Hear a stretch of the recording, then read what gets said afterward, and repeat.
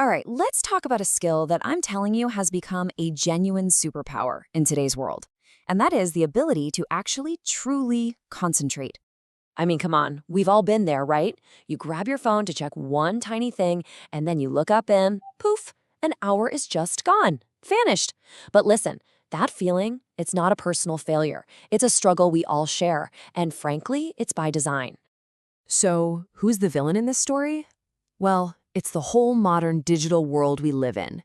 It's an entire ecosystem that is, and I'm not exaggerating here, actively engineered to break our attention into a million little pieces.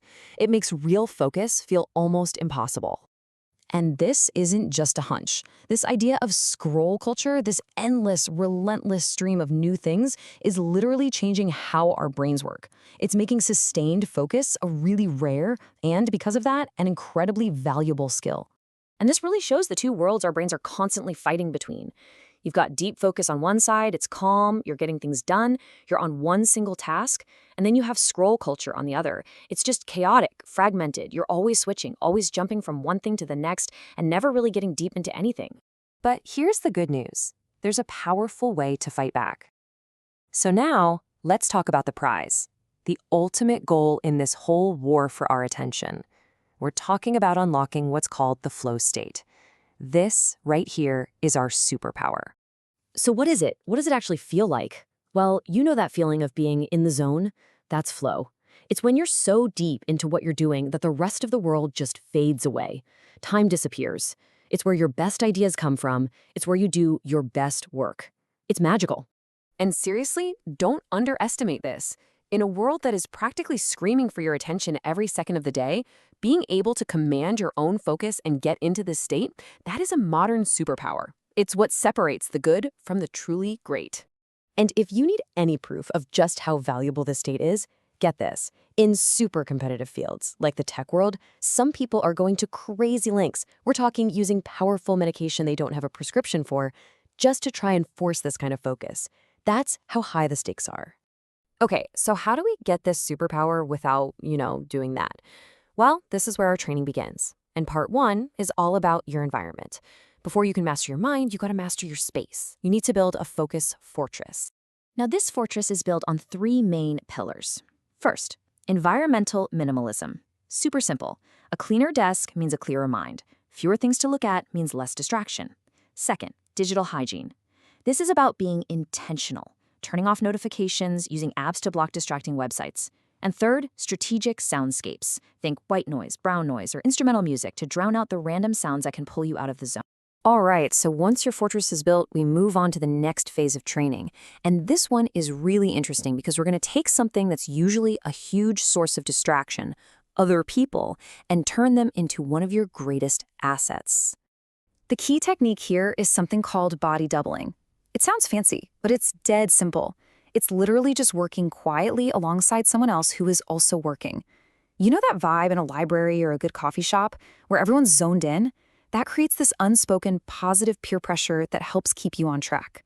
It's surprisingly powerful. So you can see here, your peers can go one of two ways. They can be a source of constant interruptions and unfocused chatter, or they can be your accountability partners. By setting up things like silent focus intervals where you agree not to talk for, say, an hour, you completely flip the script. You turn a liability into a huge advantage. Okay, fortress is built, allies are in place. Now for the final piece of your training, the actual toolkit. These are the specific, proven techniques you can start using, like tomorrow, to take command of your focus. First up is a classic, the Pomodoro technique. Think of it like interval training for your brain. You set a timer and go all in on one task for 25 minutes. No interruptions. Then you get a 5-minute break. It's brilliant because it trains your focus muscle in short, manageable bursts. All right, our next technique has a pretty memorable name. It's called Eat the Frog. And no, it doesn't involve any actual frogs. It's a powerful idea about how to structure your day for maximum impact. So here's the deal. Your willpower is like a muscle, and it's strongest in the morning. So the idea is to use that peak energy to tackle your biggest, hardest, most annoying task, your frog, first thing, get it done. The sense of accomplishment you get from that creates this incredible momentum that just carries you through the rest of your day. And finally, we've got time boxing. This is your ultimate weapon against the temptation to multitask. You literally go into your calendar and block out a chunk of time, say 9 to 10 a.m., for one specific task. And during that time, that is the only thing you are allowed to work on. It's a simple, powerful commitment to single tasking. You know, it's so important to remember that learning to concentrate isn't just about being more productive today. It really is about developing a skill, a superpower that is going to be incredibly valuable for the rest of your life, no matter what you do. So there you have it. You've seen the villain, you know what the superpower is, and now you have the training plan and the toolkit to get it. This battle against distraction, it might feel overwhelming sometimes, but it is absolutely a battle you can win. So, I'll leave you with this one question to think about tonight. What's your frog for tomorrow? What is that one big, important, maybe kind of scary thing you've been avoiding? Figure that out tonight, and you've already taken the first step to winning the day.